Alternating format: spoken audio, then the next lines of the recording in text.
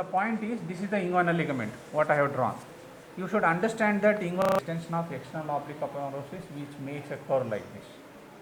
Okay, so inguinal ligament is nothing but a grooved structure, and the medial end of this is a free edge. It is a groove, and laterally it forms external oblique aponeurosis, which we have opened. The arched fibers, which you should know because that helps for the putting your mesh there, where exactly you need to cut that mesh laterally. Femoral branch of the iliofemoral nerve. You will have a within the muscle bundle. That is a one nerve laterally and a one more branch. One nerve which comes underneath of external oblique aponeurosis is the ilioinguinal nerve, which will be more medial here. And once you cut the external oblique aponeurosis, it will be underneath that. Invariably, the ilioinguinal nerve will be along with the upper flap of the external oblique aponeurosis. So these are the two nerves you need to identify. These are the arched fibers. This is the inguinal ligament. What I was explaining yesterday, stirrup effect. These cremasteric fibers, they get origin from the inguinal ligament down, arched fibers from above. Once they are coming oblique like this, they will go and get inserted on the cord like this. This is the cord. They come like this. So once they are coming like this, the idea is on either side you have muscle. Okay, it is a horse riding, like on either side they support the cord. The function of this cremaster is to support because they are coming on either side. It comes down like this, comes into the deep inguinal ring, inguinal canal, external ring into the, this is the destiny of the testis. So if the testis is in the behind the peritoneum and it comes down like this through deep inguinal ring, and the peritoneum forms anterior part of the testis. So once it descends, if it gets that peritoneum along with its descent, where should we expect the peritoneum? Anterior. Posterior I am operating. So patient is like this. Okay. So what assistant should do here? Once you have mobilized the cord and lifted up, let him keep his index finger below that.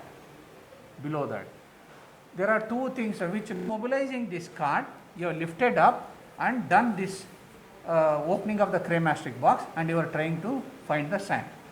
Before that, once you lift, you should mobilize the sac till the deep inguinal ring laterally, till the superficial inguinal ring medially, and you should be able to see the whole length of the inguinal canal. Okay, and take out all the hanging cremasteric muscle. So after having done that by the surgeon, now while doing this, he has to lift it up too much so that you are separating all around. After that, once you have come to the stage of identifying the sac, what he should do? He should release that. He should not lift.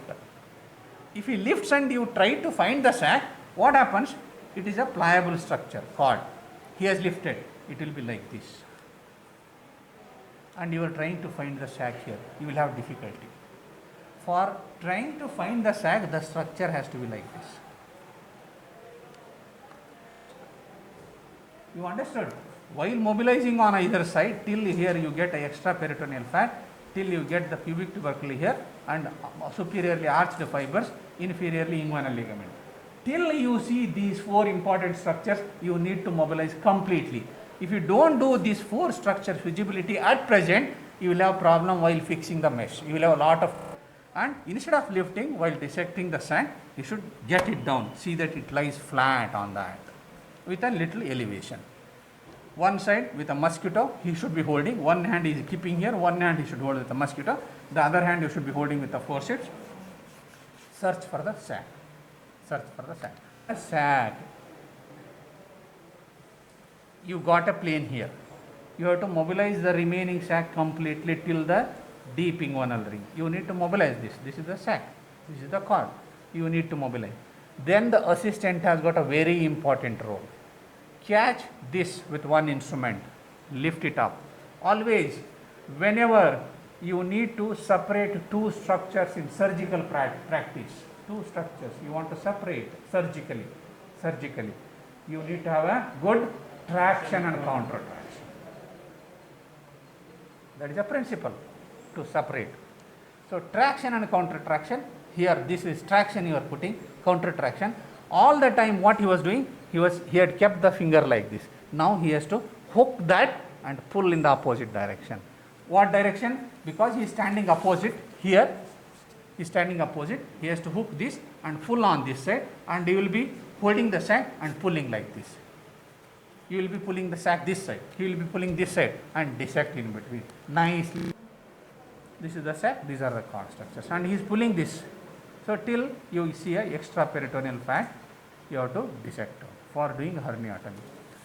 Good sac, inferior epigastric artery comes here, and in an elderly patient, even if it is a complete inguinal, indirect inguinal hernia, and you have identified whole length of the sac, and you have done a herniatomy, they will have some amount of direct sac also. Simple plication of this. Simple plication, and this will go inside. Nothing to be done extra. This is anterior, superior, this is inferior. Superior and inferior flap of the external oblique aponeurosis. You are lifted up like this. See, whenever you take the mesh, I am just talking about the techniques. See, you have selected the mesh for putting this. You cannot have right angle corners to the mesh and keep it here, because none of the angles here are not in right angle. Where you are planning to put this mesh, none of them are in a right angle. None of them. So you need to have some amount of trimming. Okay. In the beginning itself, don't do that. If you are after practicing many years, you can do that depending on what size you have. But better don't do it in the beginning itself. You may come out with a shortage of mesh, size of the mesh. Now you should start with the pubic tubercle area, that is lowermost medial. This is the point where you need to start. You are standing here like this. Okay, you need to start here like this. If the pubic tubercle is here, minimum of 1 inch from that point medially, the size of the mesh should be there. Like this. This is the site for the pubic tubercle fixation. So minimum you should have 1 inch extra of the mesh medial, minimum. Since it is not a right angle, here it needs to have a little narrowing depending on this, because why it is not a right angle here is because the rectus sheath comes here like this. Rectus sheath is attached and it will be like this. And the same thing, external oblique aponeurosis comes here and you will be lifting this, because the anterior border of the medially and the rectus external oblique aponeurosis takes part in the formation of anterectus sheath medially by the side of the rectus abdominis muscle, anatomic wise. So once you come here like this, you are lifted up, part of the external oblique aponeurosis, the anterectus sheath is formed by external oblique aponeurosis. So once you are lifted like this, the same lift should come medially underneath the rectus sheath. So it will be lifted up, because same external oblique aponeurosis forms anterior layer of the rectus sheath. Posterior rectus sheath is deficient. 1 inch, leave it. That you can make a round here.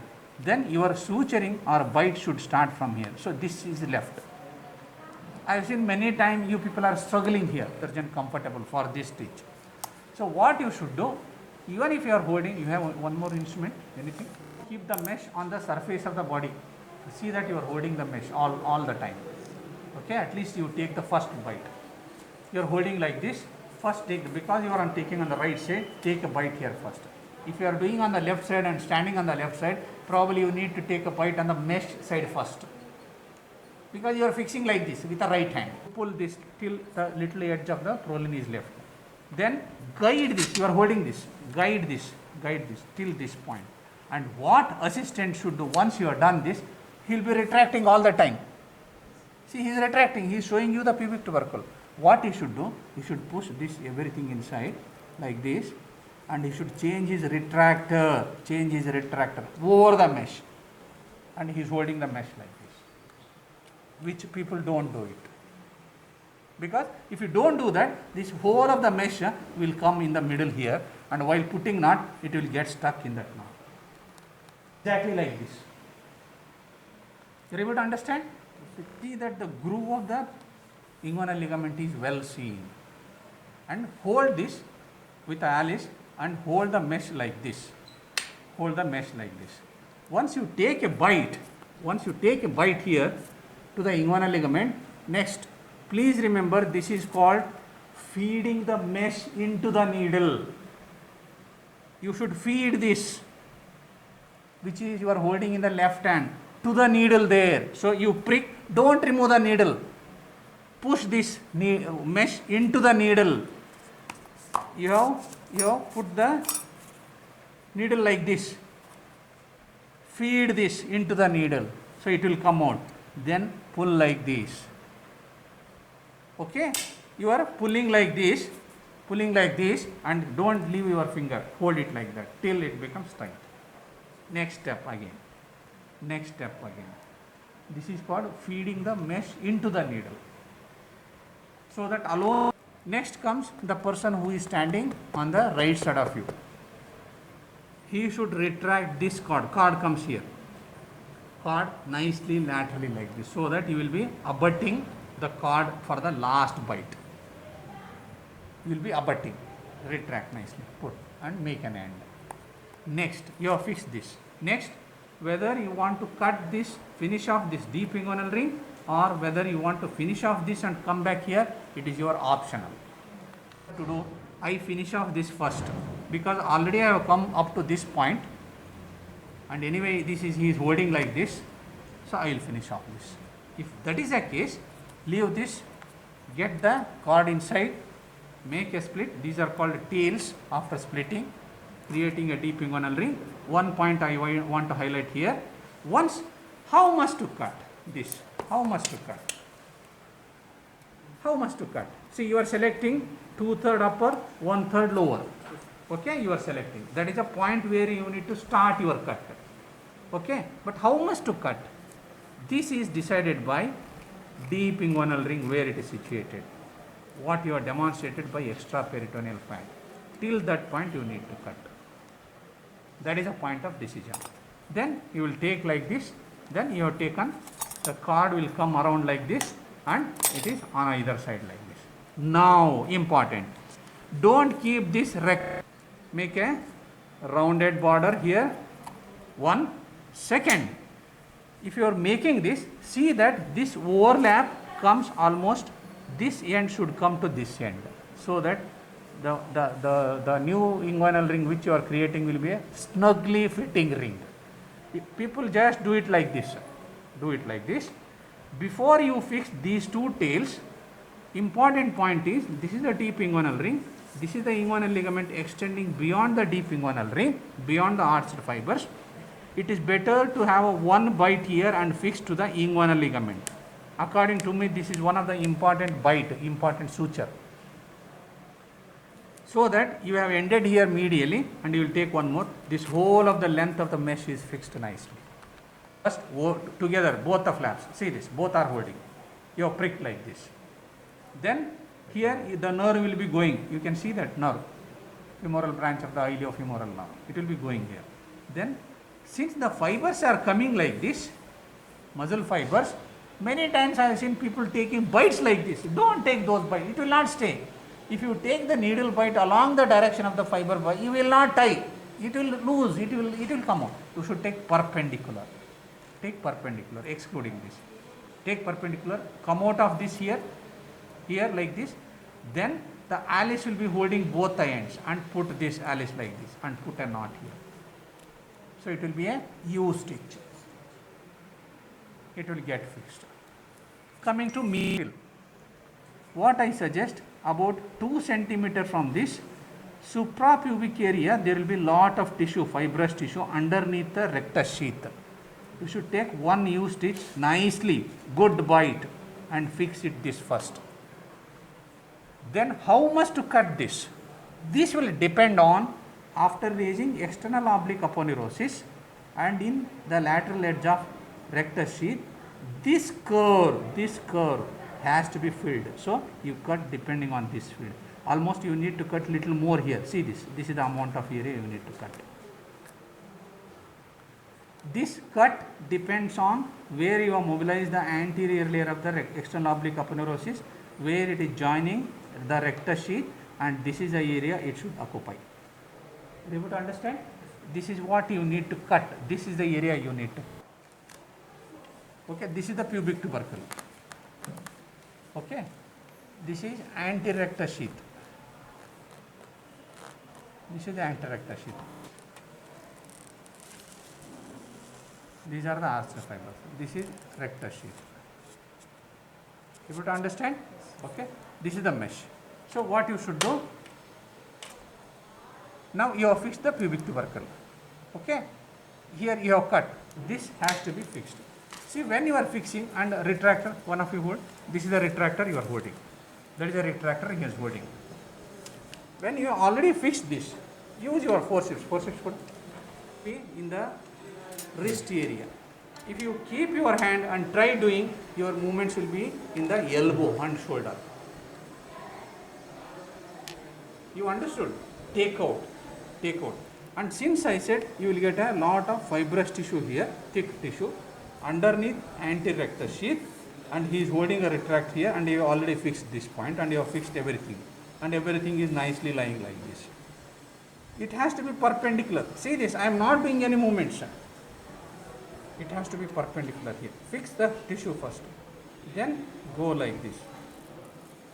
Use this closed forceps to keep this.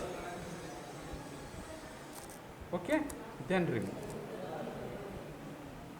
Okay, see this. Your right hand should do this. Jagannath, what you did, even though you took bites like this, you wanted to go up. No, you should go down to square the knot. Go down. Then it is like. Then go up, that will square. Go down. Okay? Cut.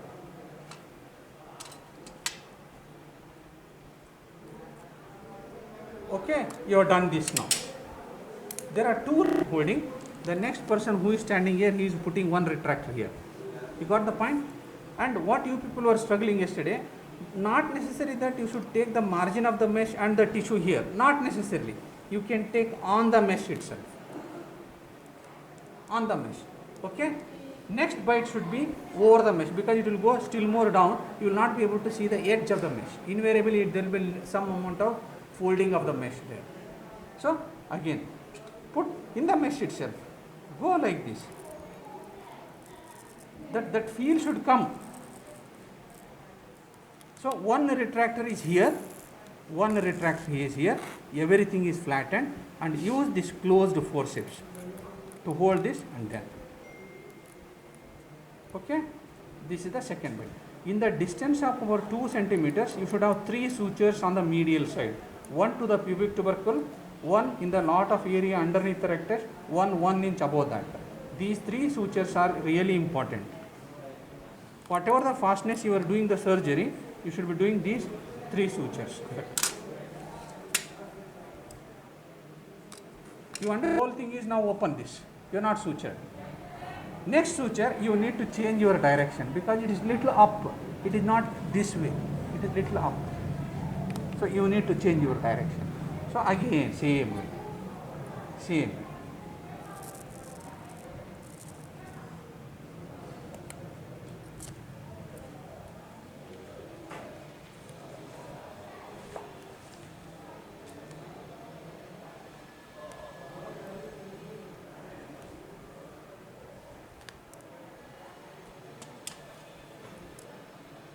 Okay. After fixing these 3 sutures, don't continue from here. Once you come laterally, everything will be crumpled here. It happens. So what you should be doing for that, you have done this suturing here. You have done a overlapping. Okay? It will be like this. It is like this. So there is an extra mesh lying here. This you need to cut. How will you decide this to be cut? This decision is based on the arched fibers. Arched fibers. So you need to cut little more oblique. Okay. So you stop there. You finish off this. Finish off this. Take this.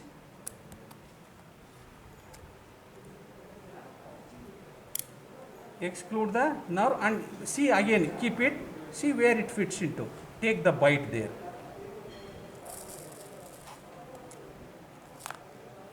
Then once I am leaving, that assistant should hold this because I have to adjust the needle and take the reverse bite. The needle suture.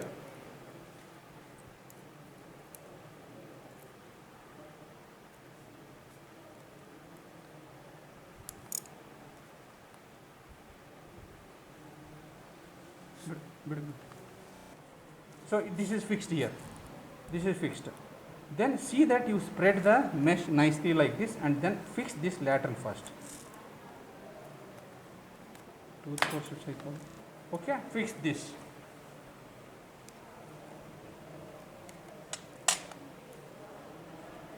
Okay, cut.